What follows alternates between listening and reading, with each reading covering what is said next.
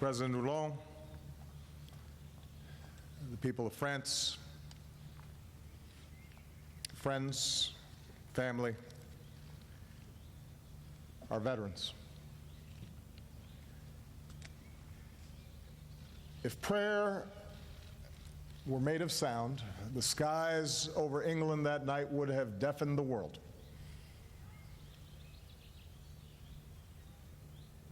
Captains paced their decks, pilots tapped their gauges, commanders pored over maps, fully aware that for all the months of meticulous planning, everything could go wrong. The winds, the tides, the element of surprise,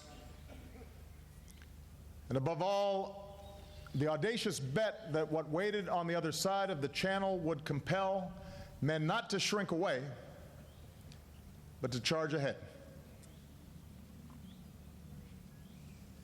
Fresh-faced GIs rubbed trinkets, kissed pictures of sweethearts, checked and rechecked their equipment. God, asked one, give me guts. And in the pre-dawn hours, planes rumbled down runways, gliders and paratroopers slipped through the sky. Giant screws began to turn on an armada that looked more like ships than sea. And more than 150,000 souls set off toward this tiny sliver of sand upon which hung more than the fate of a war, but rather the course of human history.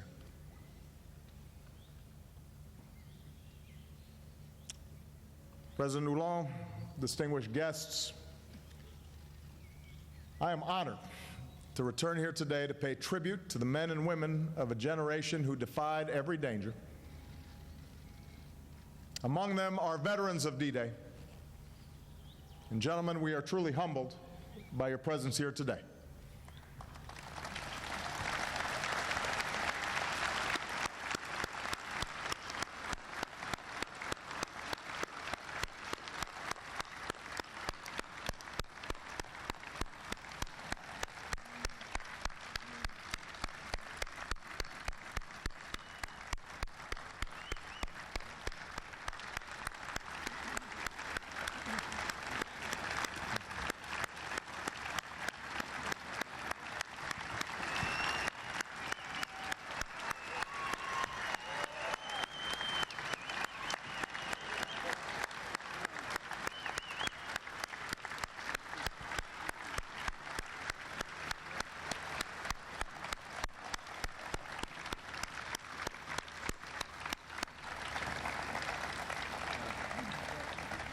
Just last week, I received a letter from a French citizen. Dear Mr. President and the American people, he wrote, we are honored to welcome you, to thank you again for all the pain and efforts of the American people and others in our common struggle for freedom. Today we say the same to the people of France. Thank you, especially for the generosity that you've shown the Americans who've come here over the generations, to these beaches and to this sacred place of rest for 9,387 Americans. At the end of the war, when our ships set off for America filled with our fallen, tens of thousands of liberated Europeans turned out to say farewell, and they pledged to take care of the more than 60,000 Americans who would remain in cemeteries on this continent. In the words of one man, we will take care of the fallen as if their tombs were our children's. And the people of France, you have kept your word, like the true friends you are. We are forever grateful.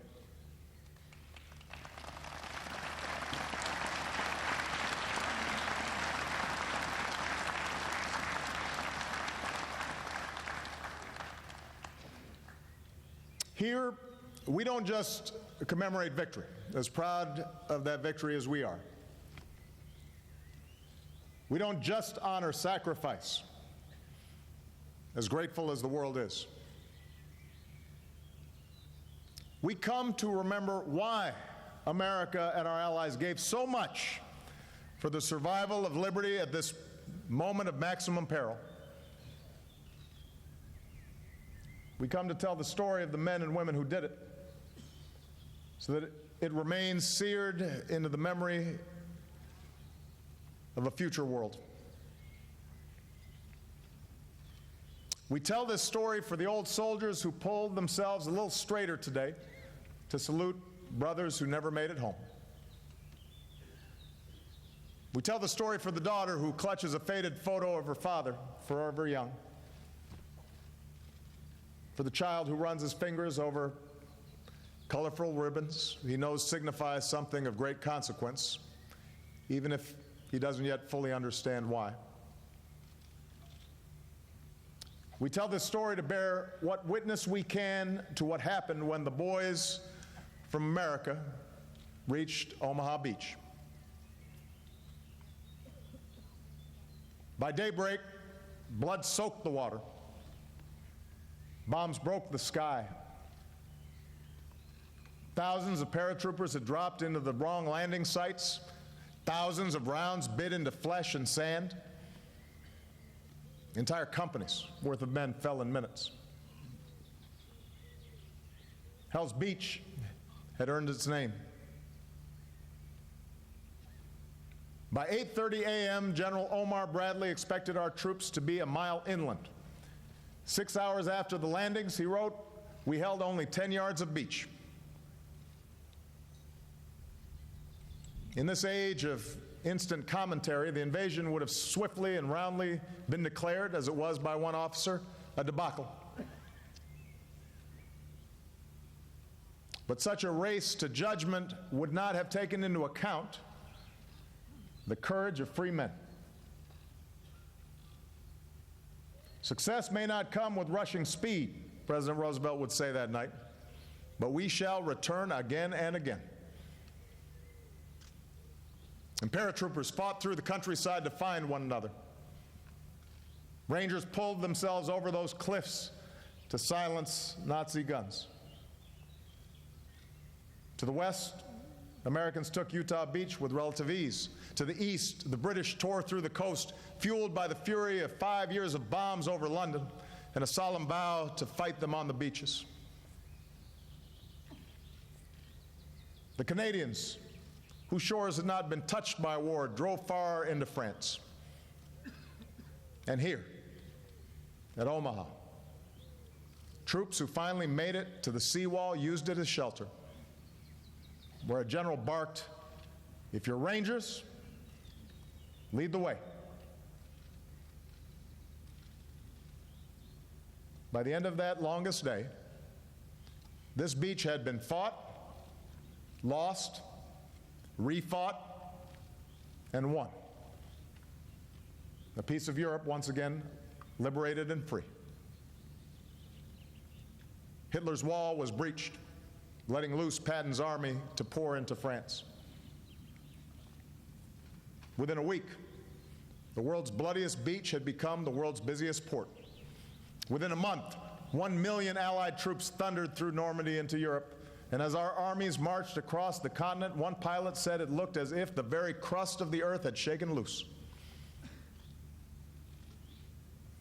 The Arc de Triomphe lit up for the first time in years, and Paris was punctuated by shouts of "Vive la France! Vive les États-Unis!"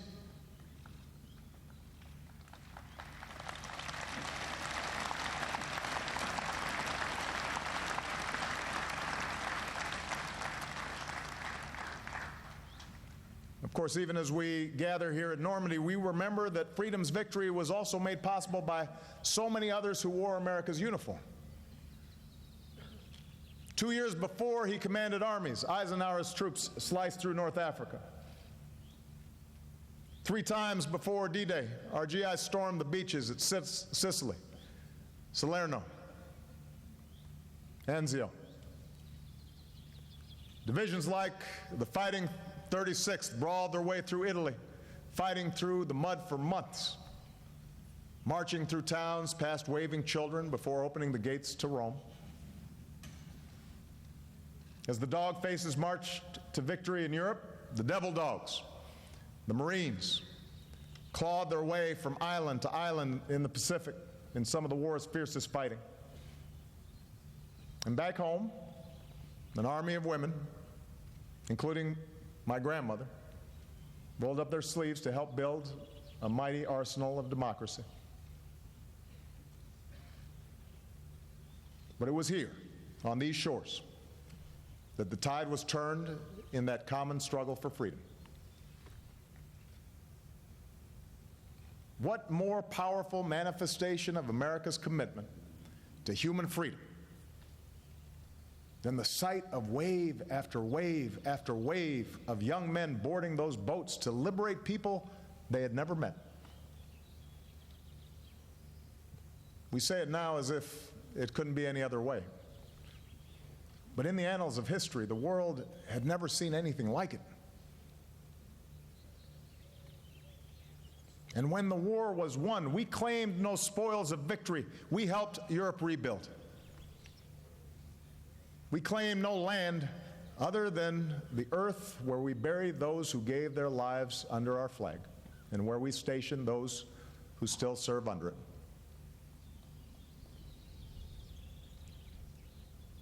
But America's claim, our commitment to liberty, our claim to equality, our claim to freedom and to the inherent dignity of every human being, that claim is written in the blood on these beaches, and it will endure for eternity.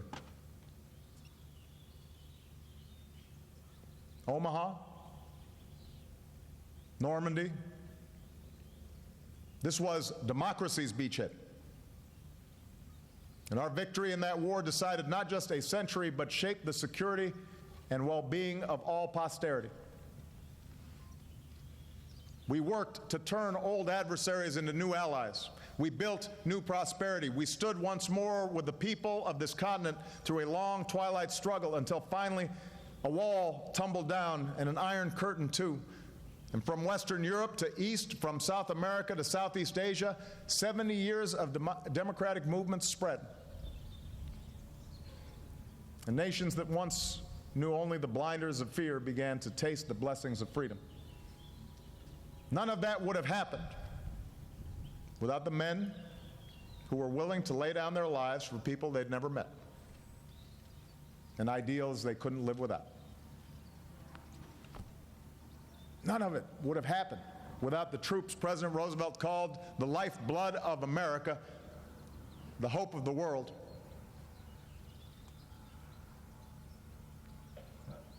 They left home barely more than boys, returned home heroes.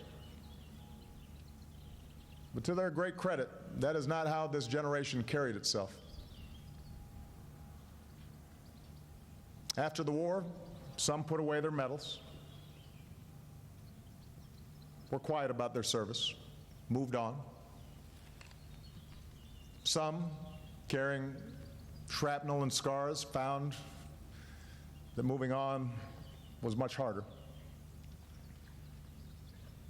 Many, like my grandfather, who served in Patton's army, lived a quiet life, trading one uniform and set of responsibilities for another, as a teacher or a salesman or a doctor or an engineer, a dad, a grandpa. Our country made sure millions of them earned a college education, opening up opportunity on an unprecedented scale. And they married those sweethearts and bought new homes and raised families and built businesses, lifting up the greatest middle class the world has ever known.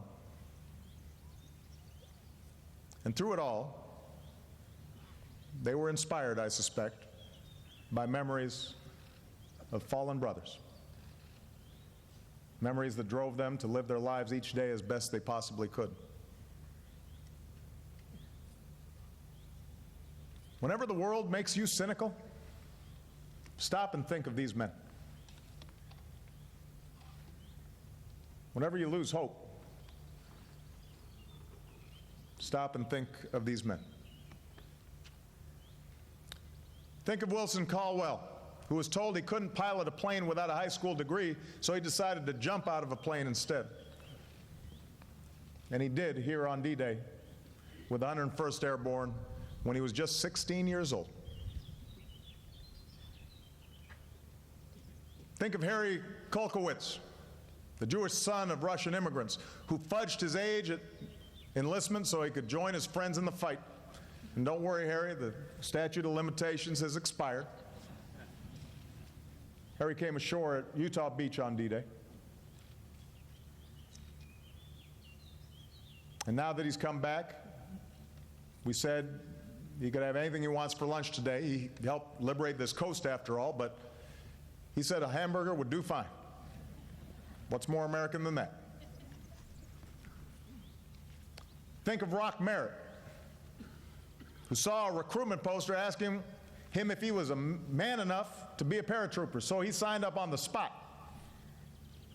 And that decision landed him here on D-Day with the 508th Regiment, a unit that would suffer heavy casualties.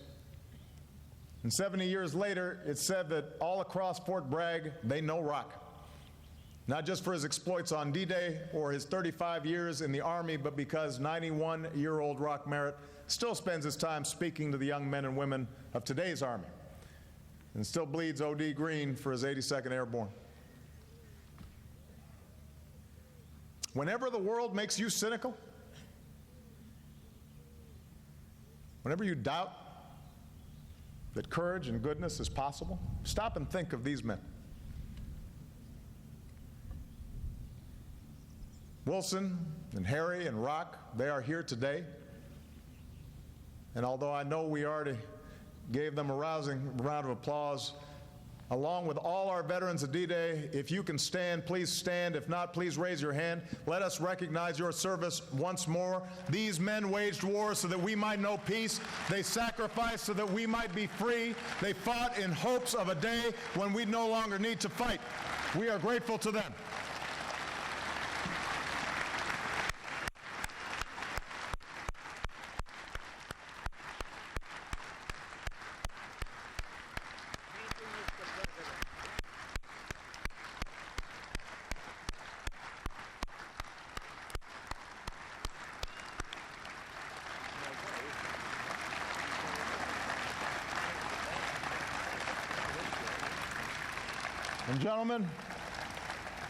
And gentlemen, I want each of you to know that your legacy is in good hands. For in a time when it has never been more tempting to pursue narrow self-interest, to slough off common endeavor, this generation of Americans,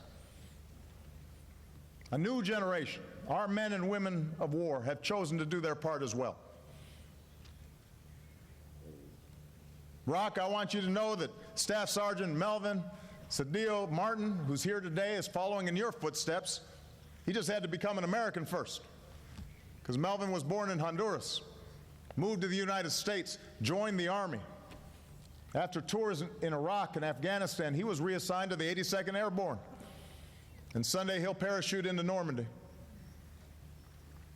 I became part of a family of real American heroes, he said, the paratroopers of the 82nd. Wilson, you should know that Specialist Janice Rodriguez joined the Army not even 2 years ago, was assigned to the 101st Airborne, and just last month earned the title of the 101st Airborne Division Air Assault Soldier of the Year. And that's inspiring but not surprising when the women of today's military have taken on responsibilities including combat like never before.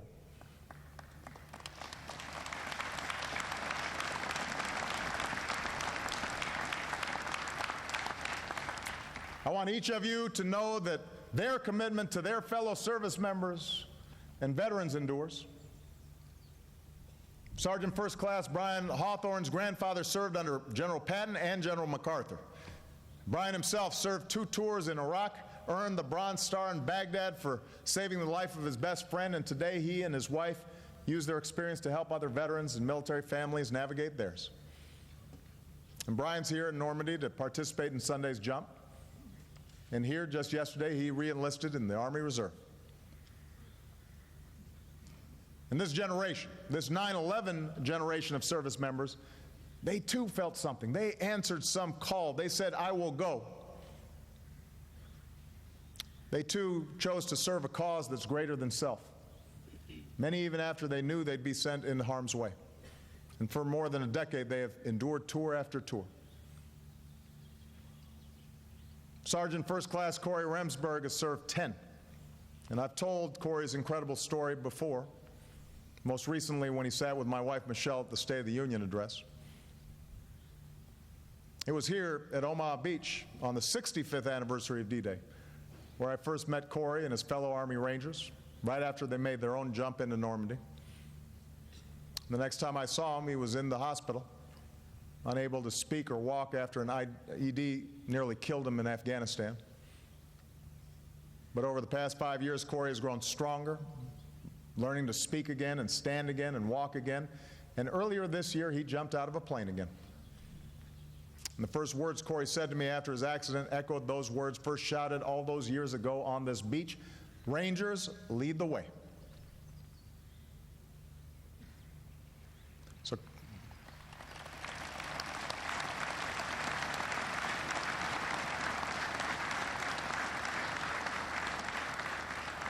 Corey has come back today along with Melvin and Janice and Brian and many of their fellow active duty service members.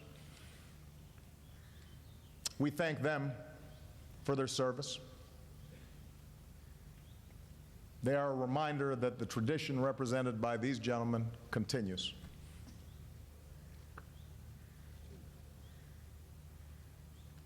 We are on this earth for only a moment in time. And fewer of us have parents and grandparents to tell us about what the veterans of D-Day did here 70 years ago. As I was landing on Marine One, I told my staff, I don't think there's a time where I miss my grandfather more, where I'd be more happy to have him here than this day. So we have to tell their stories for them. We have to do our best to uphold in our own lives the values that they were prepared to die for. We have to honor those who carry forward that legacy, recognizing that people cannot live in freedom unless free people are prepared to die for it. And as today's wars come to an end, this generation of servicemen and women will step out of uniform, and they too will build families and lives of their own. They too will become leaders in their communities and commerce and industry and perhaps politics, the leaders we need for the beachheads of our time. And God willing, they too will grow old in the land they helped to keep free. And someday, future generations, whether 70 or 700 years hence, will gather at places like this to honor them and to say that these were generations of men and women who proved once again that the United States of America is and will remain the greatest force for freedom the world has ever known. May God bless our veterans and all who serve with them, including those who rest here in eternal peace, and may God bless all who serve today for the peace and security of the world. May God bless the people of France, and may God bless our United States of America.